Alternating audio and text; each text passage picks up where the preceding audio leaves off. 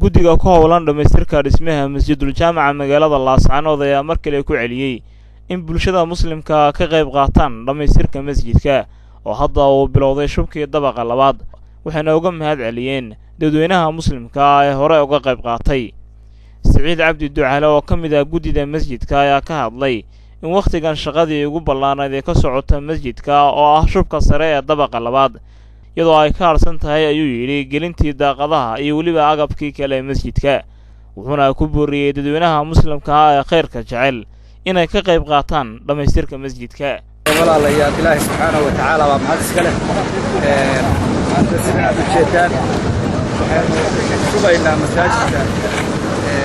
dabaqii sida Ilaahay kariimna waxaan rajaynaynaa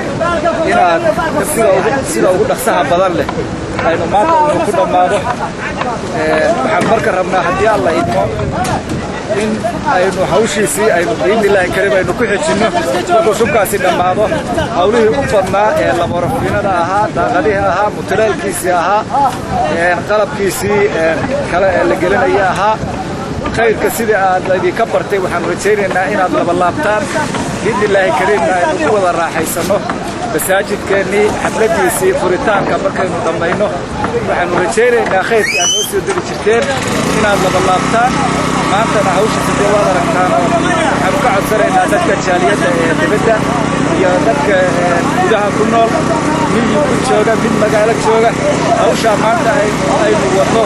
inaynu ka guurkeerno ilaahay subxaanahu wa tacaalana aynu ugu dhowaano camalkaas masaajidkiisa aynu ku dhisayno waa mahadsantihiin wasalaamu calaykum masjidul jaamaca magaalada Laascaanood ayaa dhismihiisan cusub socda muddo ka badan 2 sannadood iyadoo masjidkana laga dhigay dabaq kaasoo ay bulshada muslimka ay si weyn uga qayb qaateen iyadoo masjidkan la aasaasay 1930 xilligan ay tahay markii saddexaad ee dib loo dhiso